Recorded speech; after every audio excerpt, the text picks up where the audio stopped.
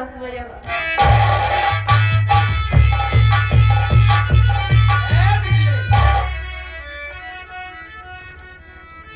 बिजली, मैं इतनी दूर से चला आ रहा हूं और देख रहा हूं तू बच्चे को लेकर यहां से जा रही है। इधर आओ, आखिर कहाँ जा रही हो?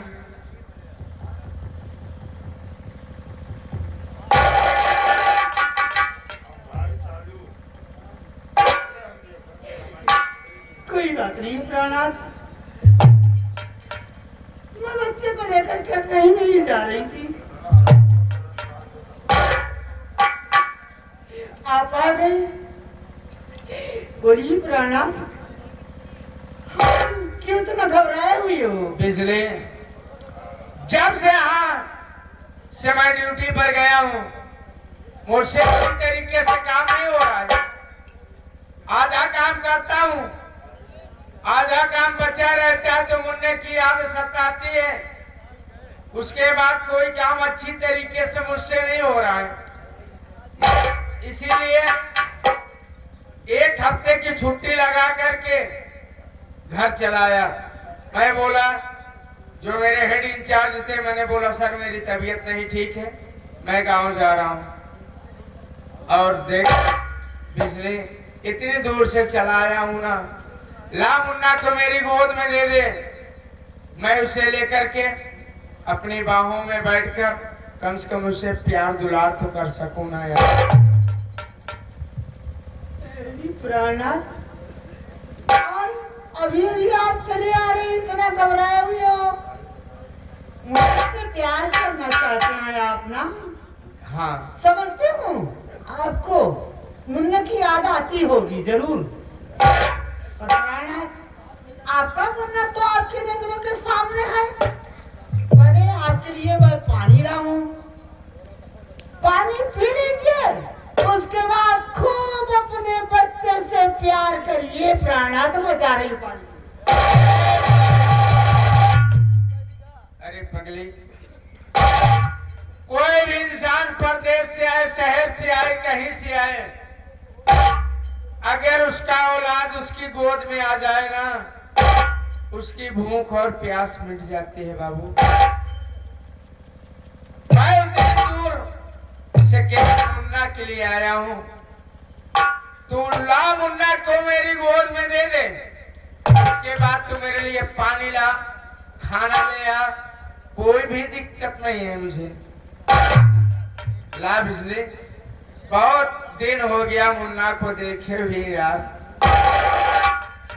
अरे प्राणनाथ, आपका लाल तो आई है, आपका खून है ना, आप इतना क्यों भी अच्छा है?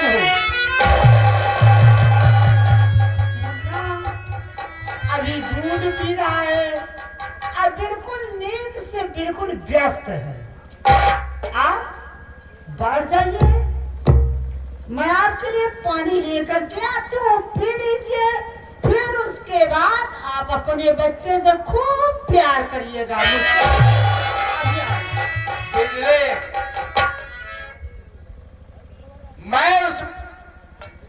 मैं मुन्ने का बाप हूँ, मैं मुन्ने का बाप हूँ।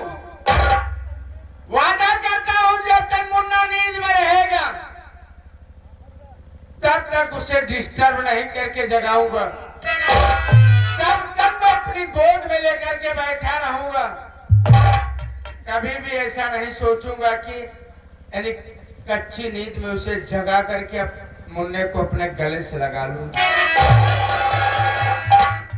ला बिजली, मुन्ने को मेरी गोद में दे दे। मैं इतनी दूर से आ रहा हूँ केवल मुन्ने के लिए। तो मुन्ने की तड़प इतनी सता रही थी कि आज कोई बाप होता तो वही समझता। ला बिजली,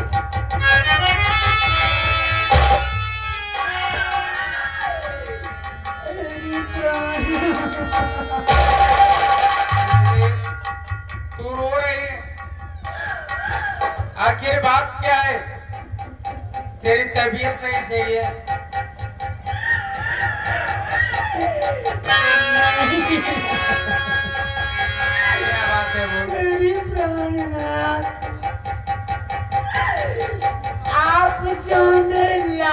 बिना इतना परेशान बाटा। तो अरे इतना बेताब बाटा। आज तोहार भैया,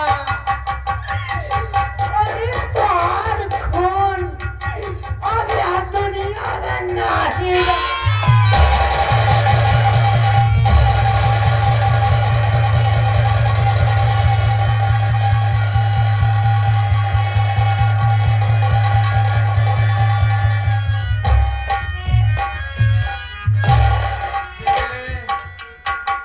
ये तू क्या बक रही कि मेरा मुन्ना इस दुनिया में नहीं है? आखिर क्या हुआ था मेरे मुन्ने को? अगर उसकी तबीयत खराब थी तू मुझे फोन करती, मैं आता अच्छे से अच्छे डॉक्टर के पास ले चलता ना, इलाज कराता। आखिर बता बिजली ये सब कैसे हुआ? बोल क्या बात है, बोल सच बताना मुझसे। अरे ये राम,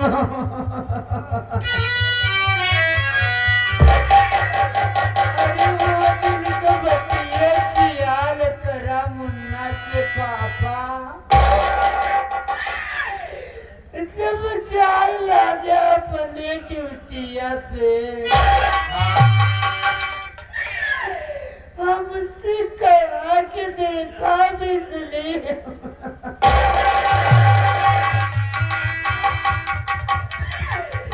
अपने भैया के धोखा समझ के जात बाटिया।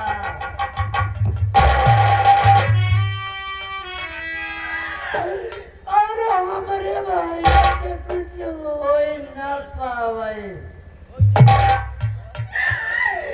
मुन्ना पे लोग और विमला दीदी कितना समझाया ना।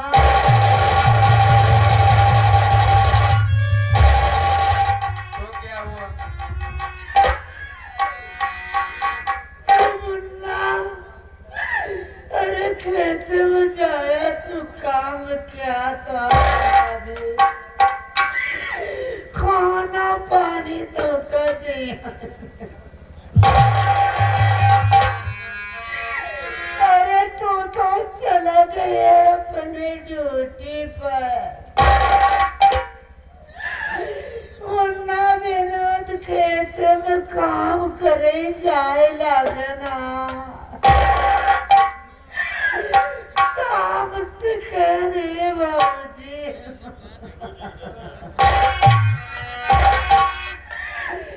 हमारे बिना खाना और पानी लेके चली आओ खेत में। वो तो सही बात है, तू घर के से खाना लेकर जाएगी। हमके भैया तो का बिना खाना पानी लेके हम खेत में जरूर आवे।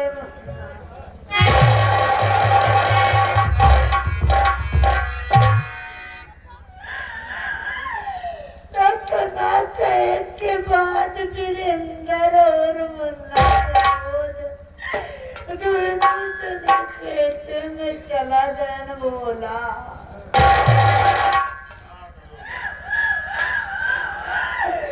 अरे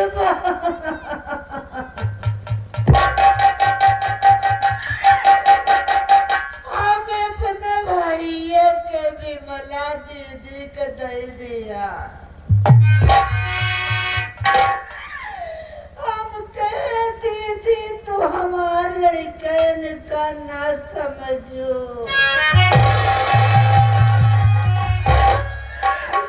हमारे भाई के अपन लड़का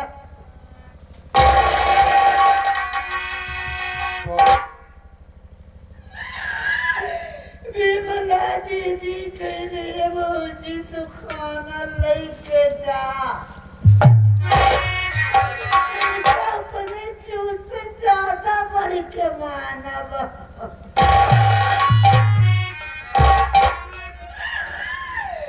अरे विश्वास पे भी मिला दीदी के अपने भैया का दही के चली गए।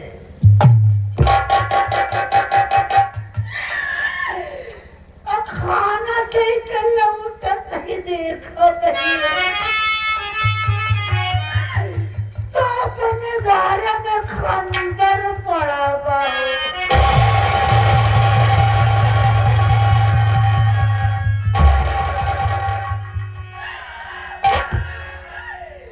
अरे खून से एकदम बेघर आ भैया के पास। और अपने भैया के देखा तो खाली जमीन पर लेटा बाटे ना।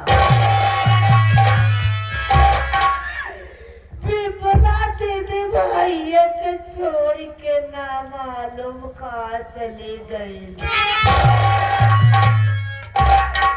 और भैया के लगे जब जाए के देखत बाटी आव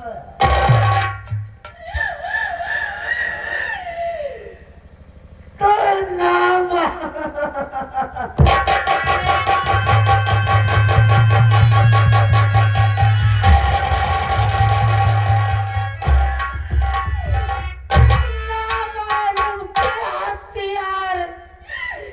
अपने भाई के काट के मारना।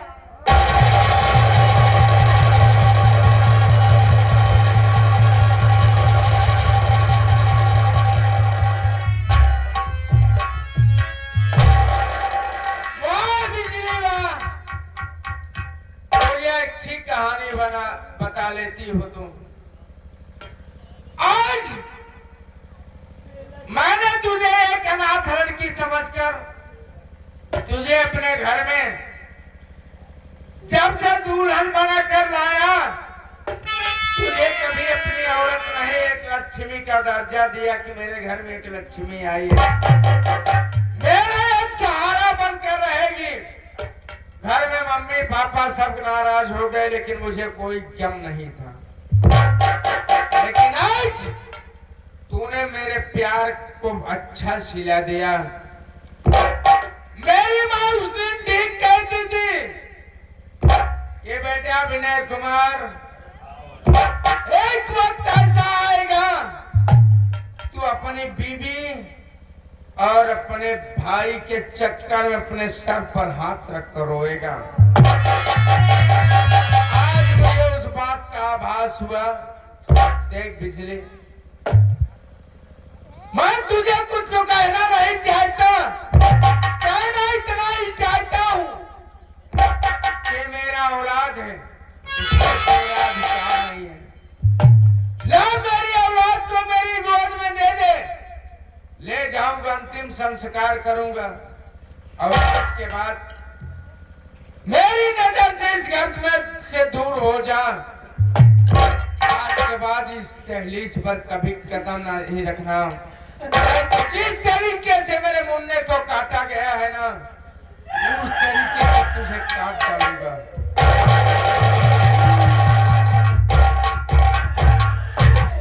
अरे ये मुन्ना का पापा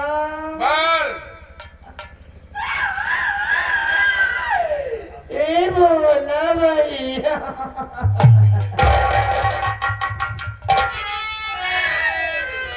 तिवारी जी अब हम कहाँ जाए, कौने गली? मैं नहीं जानता तू कहाँ जाएगी कहाँ नहीं। ला मुझे मेरी गोद में।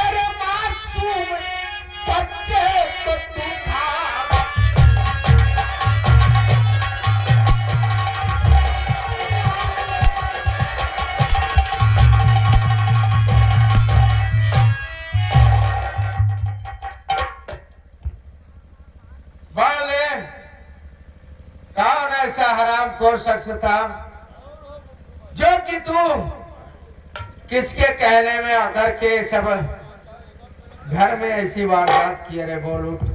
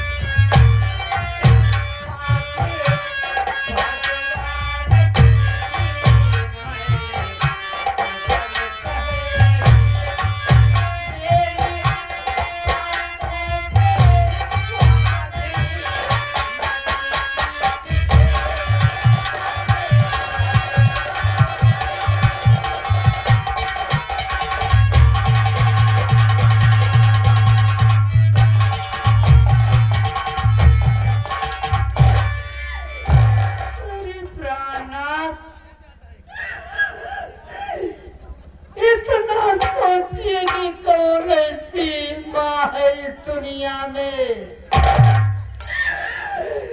जो कि अपने बच्चे को जन्म देने के बाद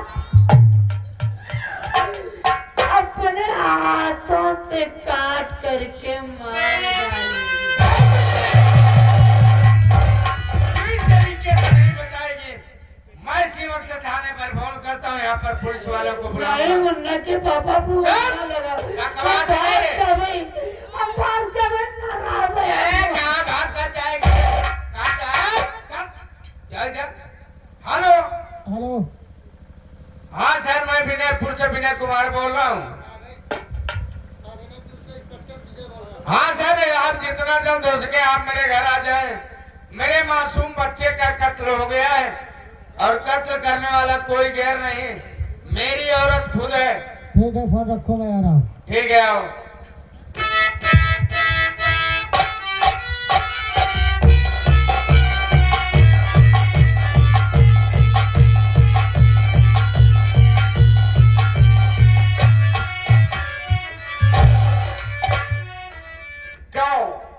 फोन आप ही ने किया था? हाँ सर, मैंने किया था। ओ साहब आए हुए हैं, उनसे बात कर लीजिए। ठीक है साहब, यह है विनय कुमार से बात कर लीजिएगा।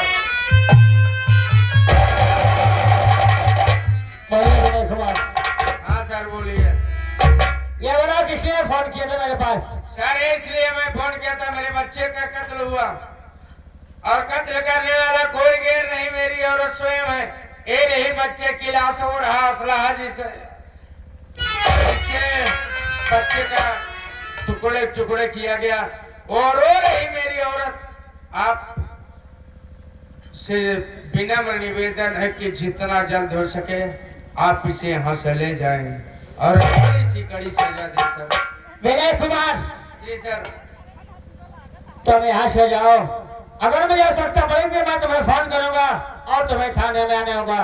चौकीदार ठीक है सर। सबसे पहले तुम लाश को गाड़ी में रखो और उस असलाह को जब्त करो।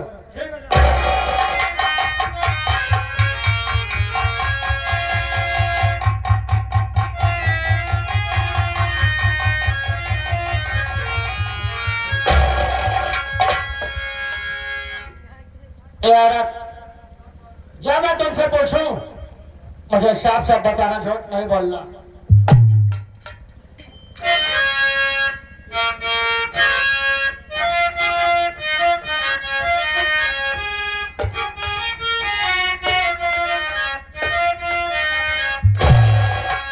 ये औरत कहना मान हमारा, ये औरत कहना मान हमारा, कहे तो बच्चे को तू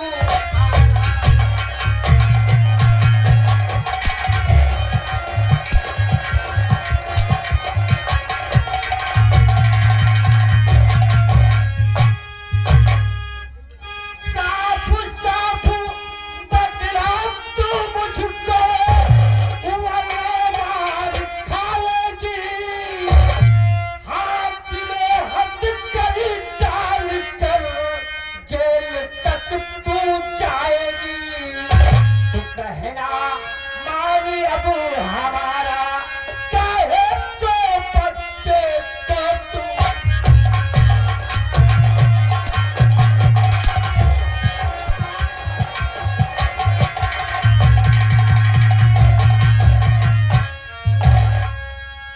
बोल, किस लिए तूने मासूम बच्चे को मारा?